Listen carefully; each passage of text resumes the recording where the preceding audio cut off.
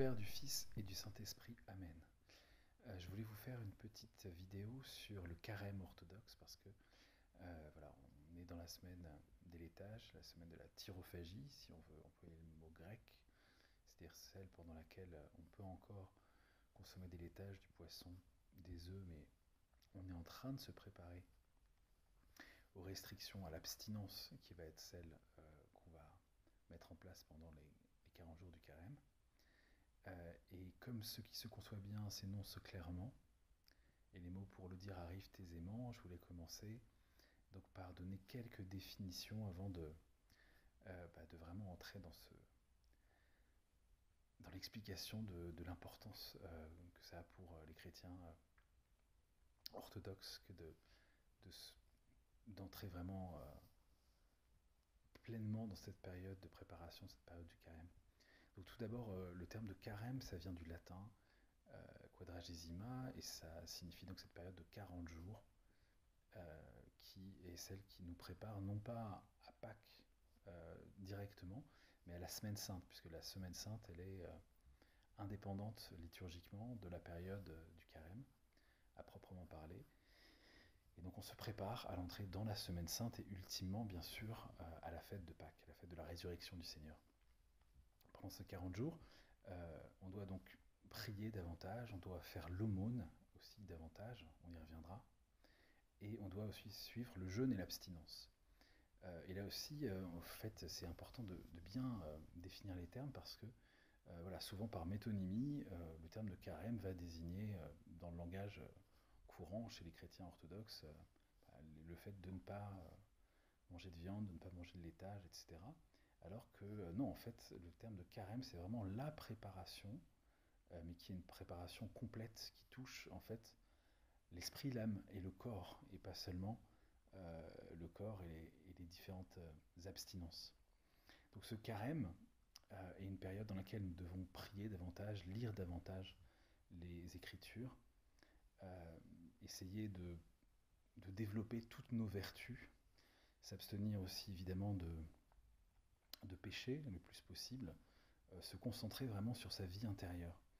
Et pour se concentrer sur cette vie intérieure, l'Église nous préconise effectivement donc le jeûne et l'abstinence. Et là encore, il faut être précis dans les termes parce que c'est deux choses différentes. En fait, l'abstinence, c'est le fait de s'abstenir, c'est la même famille de mots évidemment, c'est le fait de s'abstenir de certains aliments. Et donc, évidemment, tout ce qui vient de l'animal, c'est un régime végétalien qui est préconisé lors du carême, et si on veut le suivre strictement, c'est même sans huile, sans gras. Hein, donc essentiellement des fruits, des légumes. Et pourquoi cette abstinence? Parce que on voit dans la révélation que c'est la nourriture du paradis, c'est la nourriture paradisiaque. Et dès le départ, en fait, Dieu, pour tester l'obéissance de l'homme, lui demande en fait de s'abstenir d'un aliment, et par ailleurs lui accorde un régime qui est bien sûr végétalien, puisque au moment de la création du monde, la mort, le péché, la souffrance n'existait pas. Donc évidemment, on ne pouvait pas manger d'animaux morts, la mort n'était pas prévue par le Seigneur. Et donc évidemment, c'est une alimentation exclusivement végétalienne qu'avaient Adam et Ève dans le paradis. Et pour autant, Dieu avait décidé que c'était donc d'un aliment qu'ils devaient s'abstenir afin de montrer leur obéissance et afin justement de manifester par cette sorte de sacrifice, ce renoncement à l'ingestion de ce fruit défendu, pour montrer justement la reconnaissance qu'ils avaient vis-à-vis de leur Créateur. Comme on le sait, finalement, Adam et Ève ont péché. Finalement, le péché originel est venu bouleverser la création qui était sortie pure et parfaite des mains de Dieu. Et sous l'instigation des démons, voilà, est arrivé ce bouleversement, ce cataclysme universel qu'est la chute. Ainsi, les pères nous considèrent en fait que finalement, avec le jeûne et l'abstinence qui sont prescrits dans le carême, on va finalement aller à l'encontre, réparer d'une certaine manière dans notre vie personnelle ce péché originel, hein, dont nous sommes tous les héritiers. En tant que membres de la nature humaine déchue, nous étions avec Adam et Ève lorsqu'ils se sont éloignés de Dieu dans le paradis, et en nous forçant à nous abstenir de certains aliments, nous allons réussir là où finalement eux ont échoué. Et pourquoi allons-nous réussir? Parce que nous avons la grâce qui nous est donnée euh, par le second Adam dans son Église, qui est son corps. Euh, voilà, cette grâce dont ont été déchus nos premiers parents, nos premiers ancêtres. Euh, donc je disais, voilà, il ne faut pas confondre l'abstinence et le jeûne, puisque ce sont deux notions qui sont différentes, et les deux sont prescrits dans la période du carême par l'Église. Le jeûne, c'est par définition l'abstinence complète de nourriture et de boisson, sachant qu'évidemment ce jeûne ne peut pas être complet pendant 40 jours. Donc ce qui est prescrit par l'Église, c'est ce qu'on appellerait aujourd'hui le jeûne intermittent, c'est-à-dire pendant une assez longue période dans la journée, en tout cas si on a la capacité physique, si on a la santé pour le faire, s'abstenir complètement de manger et de boire, et ne manger et ne boire que le soir venu. Voilà, en fin d'après-midi, en début de soirée. C'est d'ailleurs ce qui a été repris par une hérésie malheureusement devenue très célèbre, qui s'appelle l'islam. Hein. C'est le principe qui a été repris dans le ramadan, sauf qu'il a été repris sans l'esprit qu'il y avait derrière. Et le soir venu, voilà, il y a des fêtes et des excès de nourriture, ce qui n'est pas l'esprit du tout du carême chrétien, mais en tout cas cette idée d'abstinence jusqu'au soir a été reprise évidemment dans le ramadan. Euh, Pourquoi abstinence jusqu'au soir? D'abord parce que le fait de jeûner est tout à fait... ça va nous entraîner, ça va faire de nous des athlètes du Seigneur. C'est un effort sur soi qui est important et qui nous rappelle que nous ne vivons pas seulement de pain, mais de toute parole qui vient euh, du Seigneur. Et deuxièmement, parce que traditionnellement, les chrétiens qui le pouvaient, en fait, dans la période du carême, communiaient tous les soirs. Il y avait des liturgies vespérales, des liturgies le soir, souvent selon ce qu'on appelle la liturgie de Saint Grégoire, la liturgie des dons présanctifiés, hein, qui ont été consacrés le dimanche et qui vont être consommés par la suite les autres jours de la semaine. Et comme traditionnellement on communie à jeun, et que ces offices avaient lieu le soir, c'était au départ l'une des raisons pour lesquelles on s'abstenait de manger jusqu'au soir, jusqu'au moment où on communiait, et on rompait justement ce jeûne qui durait toute la journée après la communion lors d'agapes frugales. Donc voilà, donc en fait c'est ça, c'est ce qu'il faut comprendre, c'est que là aussi, hein, il y a par abus de langage, ou en tout cas par métonymie, hein, on parlera souvent de jeûne lorsque on aura en tête le fait qu'on s'abstienne de nourriture venant des animaux, alors que c'est pas du jeûne, hein, ça c'est de l'abstinence. Euh, le jeûne à proprement parler qui nous est prescrit, c'est ça, c'est de s'abstenir de manger voilà, jusqu'au soir, en tout cas si on le peut, bien sûr, si on en a la force. Voilà, donc, dans la notion d'abstinence, il y a aussi évidemment l'abstinence de relations conjugales pour les personnes qui sont mariées, qui vont aussi dans cette concentration qui doit être la nôtre sur la vie intérieure. Donc voilà, donc finalement cette période de carême, pour synthétiser ce que je viens de dire, hein, est celle dans laquelle nous sont prescrits donc la prière davantage que d'habitude, l'aumône davantage que d'habitude, et le jeûne et l'abstinence. Pour autant, l'Église nous a mis en garde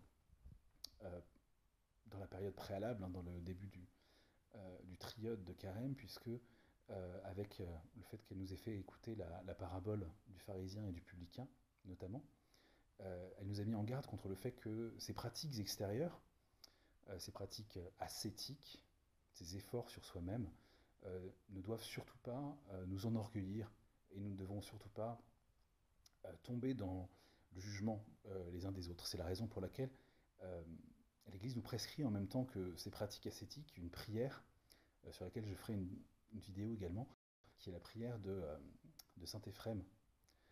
Et dans cette prière, justement, il est dit notamment: «Donne-moi de voir mes fautes et de ne pas juger mon frère».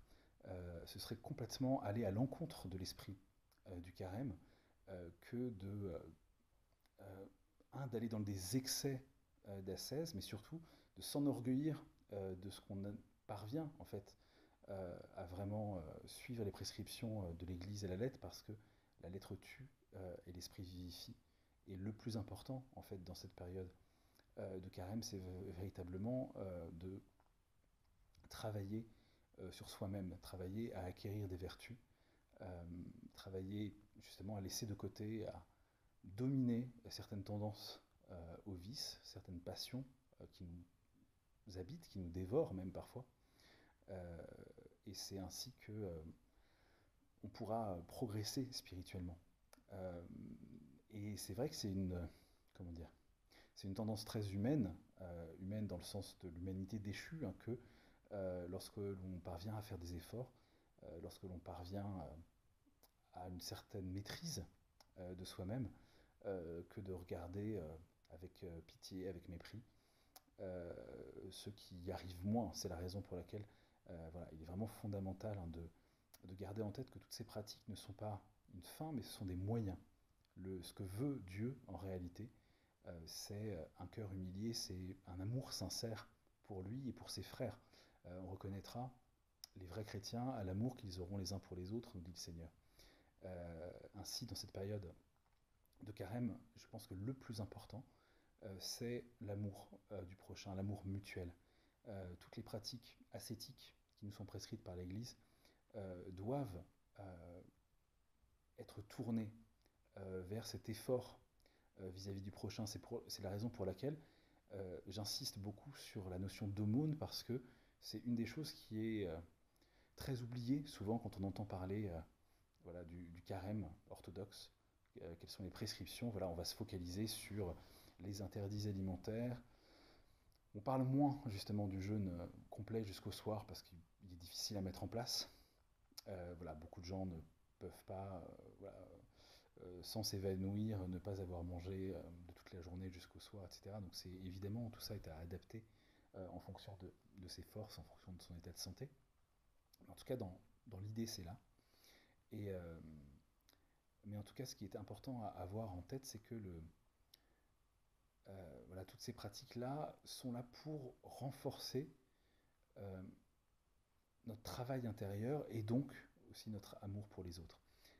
Et cet amour pour les autres se manifeste notamment par l'aumône.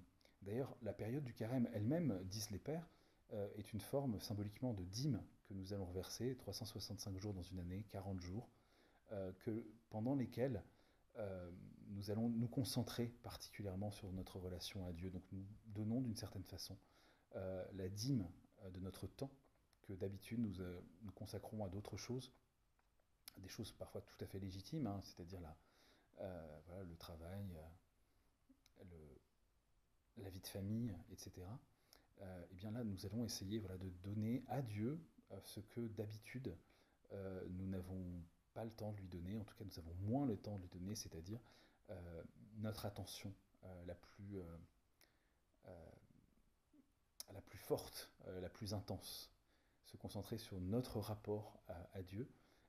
Et l'aumône est vraiment euh, une excellente prescription aussi pour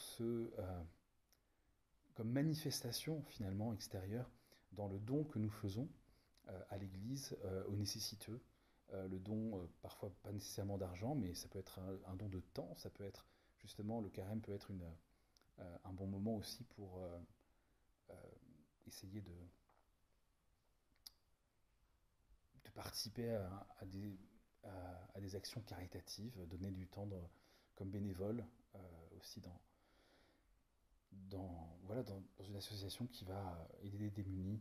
Voilà, il y a toutes sortes de choses qu'on peut essayer de mettre en place pour garder en tête que cette période nous est prescrite par l'Église afin de nous rapprocher de Dieu, afin de renforcer notre amour pour lui, euh, afin de nous purifier de nos passions, être un moment justement où on va particulièrement être attentif à ce qui nous habite, à ce qui nous traverse, à ces passions, à cette colère parfois, à cette envie que nous avons en nous, euh, voilà, ou encore à cette tendance que nous avons à juger les autres, à en dire du mal, euh, sachant que voilà, il y a un apophthegme des pères du désert qui m'a beaucoup marqué, qui est que pendant le carême, il vaut mieux manger de la viande plutôt que de dévorer la chair de ses frères par la médisance, hein, et notamment, et Saint Jean Chrysostome aussi, hein, dans les différents sermons qu'il a pu donner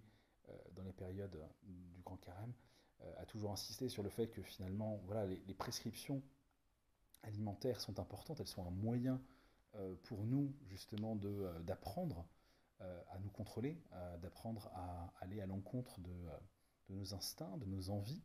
Et tout ça est très important pour acquérir une force intérieure. Et pour autant, si on se contente de ces prescriptions tout en restant finalement aussi mauvais, aussi méchant que nous l'étions avant de commencer cette période de carême, tout cela sera fait en vain, hein, puisque voilà, le plus important, encore une fois, c'est d'acquérir la douceur, l'humilité, la bienveillance vis-à-vis de ses frères. Donc voilà, donc j'espère que ces quelques pensées concernant le grand carême qui approche voilà, vous aura aidé à